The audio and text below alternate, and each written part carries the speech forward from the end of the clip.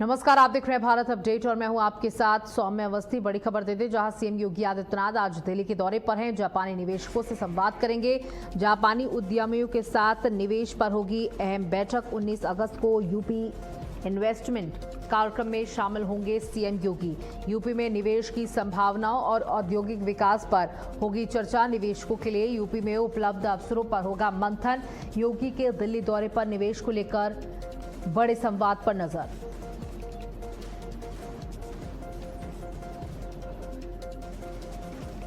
बता दें कि मुख्यमंत्री योगी आदित्यनाथ दिल्ली दौरे पर है और सीएम योगी आदित्यनाथ का जो दिल्ली का दौरा माना जा रहा है, काफ़ी ये दौरा अहम है। निवेश के दृष्टिकोण से ये दौरा बहुत महत्वपूर्ण रख रहा है, जहां सीएम योगी आज दिल्ली के दौरे पर है।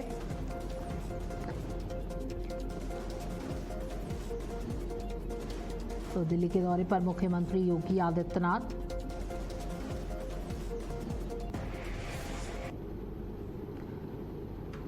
तो आज उत्तर प्रदेश के मुख्यमंत्री योगी आदित्यनाथ 2 दिवसीय दिल्ली दौरे पर हैं। इस यात्रा के दौरान वे राजधानी में आयोजित इंडिया जापान बिजनेस कॉन्क्लेव में शामिल होकर जापानी निवेशकों से संवाद करेंगे और प्रदेश में निवेश को लेकर चर्चा।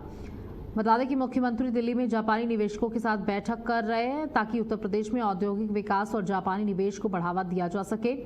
इस 2 दिवसीय दौरे में उनके केंद्रीय नेताओं से भी मिलने और संगठनात्मक तथा प्रशासनिक विषयों पर चर्चा करने की भी संभावना है। तो मुख्यमंत्री योगी आदित्यनाथ का दिल्ली का ये दौरा निवेशकों के लिए यूपी में उपलब्ध अवसरों पर मंथन होगा।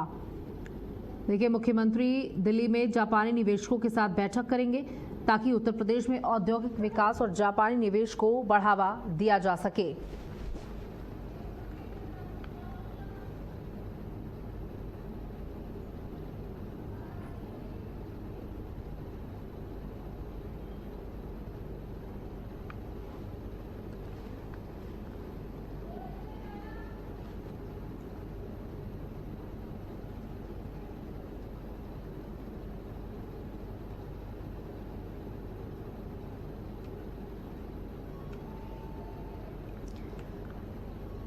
तो बता दें कि मुख्यमंत्री योगी आदित्यनाथ दिल्ली के दौरे पर हैं और ये दौरा काफ़ी महत्वपूर्ण है। निवेश के दृष्टि से ये दौरा काफ़ी महत्वपूर्ण माना जा रहा है कि मुख्यमंत्री योगी आदित्यनाथ पहुंचेंगे और 2 दिन के इस दौरे पर है। उसके बाद दूसरे दिन कई बड़े मंत्रियों से मुलाकात हो सकती है। योगी आदित्यनाथ की संगठनात्मक बदलाव को लेकर के चर्चा हो सकती है और क्योंकि कल नितिन नवीन की नई टीम की घोषणा हुई और उस लिस्ट में उत्तर प्रदेश के 8 चेहरे थे।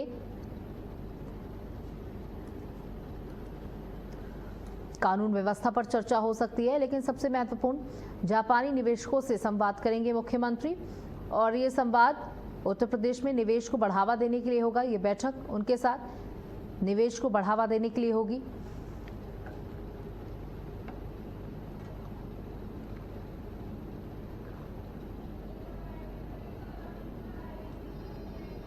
तो जापानी निवेशकों से करेंगे संवाद और हमारे साथ हमारे सहयोगी रमन मिश्रा जुड़ चुके हैं अधिक जानकारी के साथ। रमन, मुख्यमंत्री 2 दिवसीय दिल्ली के दौरे पर हैं। बिल्कुल, आपको बता दें मुख्यमंत्री योगी आदित्यनाथ का आज से दिल्ली का 2 दिवसीय दौरा है। आज मुख्यमंत्री योगी आदित्यनाथ भाजपा आला कमान से मिलेंगे, वहां पर 2027 की तैयारियों को लेकर बैठेंगे, लेकिन जो अहम काम के लिए वो गए हैं वो है जापानी निवेशकों के साथ बैठक। मुख्यमंत्री योगी आदित्यनाथ आज जापानी निवेशकों के साथ संवाद करेंगे, बातचीत करेंगे कि कैसे जापान और उत्तर प्रदेश खास करके कैसे एक साथ मिलकर कुछ नए इनोवेशन कर सकता है, कुछ नए प्रोडक्ट ला सकता है, कुछ नई कंपनियां कर सकता है। यहाँ के लोग कैसे जापान की कंपनियां यहाँ की कंपनियों को सहयोग कर सकती हैं और तमाम ऐसे कितना इन्वेस्टमेंट जो है उत्तर प्रदेश में जापान की बड़ी बड़ी कंपनियां कर सकती हैं।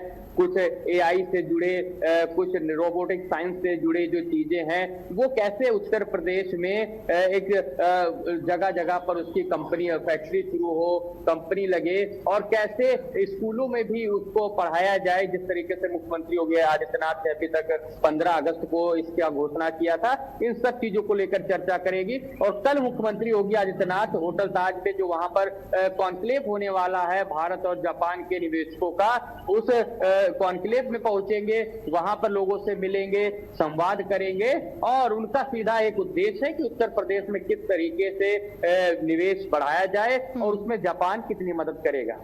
बिल्कुल, देखिए निवेश को बढ़ावा देने के लिए मुख्यमंत्री पहुंच रहे हैं। माना जा रहा है क्योंकि 2 दिवसीय दौरा है तो दूसरे दिन कई बड़े मंत्रियों से भी मुलाकात कर सकते हैं। उत्तर प्रदेश में 2027 में चुनाव है, उसके मद्देनजर भी चर्चा हो सकती है, कानून व्यवस्था के मद्देनजर भी चर्चा हो सकती है।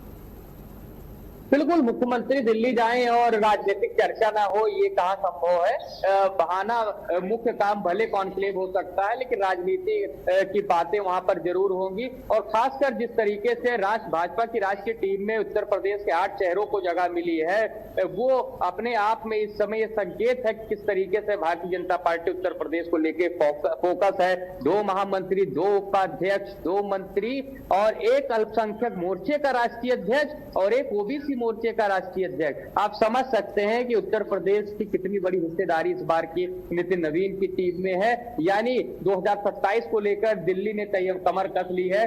अब दिल्ली और उत्तर लखनऊ का समन्वय और कैसे दोनों बैठाकर कैसे 2027 के चुनाव में उतरते हैं, कैसी रणनीति बनती है, ये देखना दिलचस्प हो गया है और अखिलेश यादव की टेंशन बढ़ गई।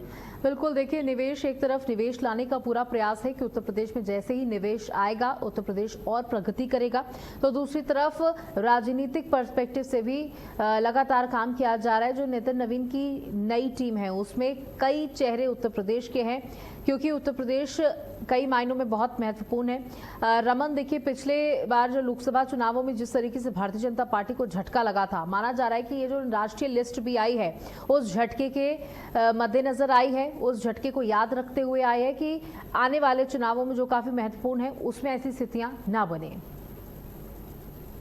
बिल्कुल, इसके कई कारण हैं जो राष्ट्रीय में हिस्सेदारी मिली। उसका ये भी कारण है कि जिन लोगों को हिस्सेदारी दी गई है, जाति समीकरण भी देखा गया है और साथ ही ये भी देखा गया है कि वो लोग भारतीय जनता पार्टी के प्रति जिस तरीके से लॉयल हैं, अपने से ज्यादा भाजपा का काम करते हैं। चाहे हरीश द्विवेदी हो, पूर्व सांसद हो, चाहे स्मृति ईरानी हो, हार के बाद जो उन्हें मंत्री बनाया गया था, अब उन्हें महामंत्री फिर से एक बार भारतीय जनता पार्टी में बनाया गया है। रेखा वर्मा उपाध्यक्ष, उन्हें फिर से उपाध्यक्ष बनाया गया है। तारिक मंसूर को भी जगह मिली है।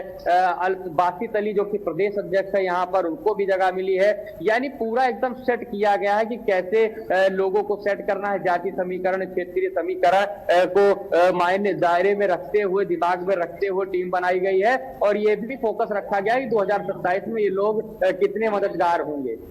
बहुत बहुत शुक्रिया रमन, हमारे साथ जुड़ने के लिए, तमाम जानकारियां